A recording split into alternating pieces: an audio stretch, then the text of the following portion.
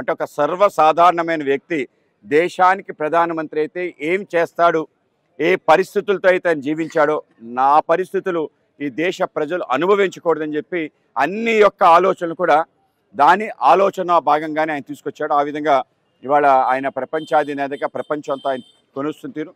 అదే సమయంలో భారతదేశం యొక్క జెండా ఇవాళ ప్రపంచంలో బాగా ఎగురుతున్నది. అందరూ కూడా భారతీయుడని ఫీల్ అవ్వడానికి గర్వపడుతున్నారు. Persons of Indian origin, PIO అంటారు. అంటే వాళ్ళు ఎన్ఆర్ఐస్ కాదు, ఎవరైతే ఇక్కడ అనేక శతాబ్దాల క్రితం అక్కడికి గెలిపారో వాళ్ళందరూ లేచి మేము భారత మూలాలకు సంబంధించిన వ్యక్తులు అని చెప్తున్నారు. కనుక అటువంటి ఒక మంచి తరుణం. ఆ సందర్భంలో మీ అందరినీ కలవటం, మీరు చెప్పిన అన్ని విషయాలు, అంటే మన ఈ పార్క్ సంబంధించిన అంశం కానీ, ఇక్కడ వాకింగ్ ట్రాక్ లేదనే అంశం, మనకి బాగా ఆక్సిజన్ స్పేస్ అంటారు, లంగ్ స్పేస్ అంటారు, అది రోజు తగ్గిపోవడానికి కారణం మనం కూడా. సో ఆ విధంగా మన యొక్క ఏదైతే స్థలాలు ఉన్నాయో ఆ విధంగా అన్యక్రాంతం జరుగుతున్నప్పుడు మనం గట్టిగా మాట్లాడకపోవటం,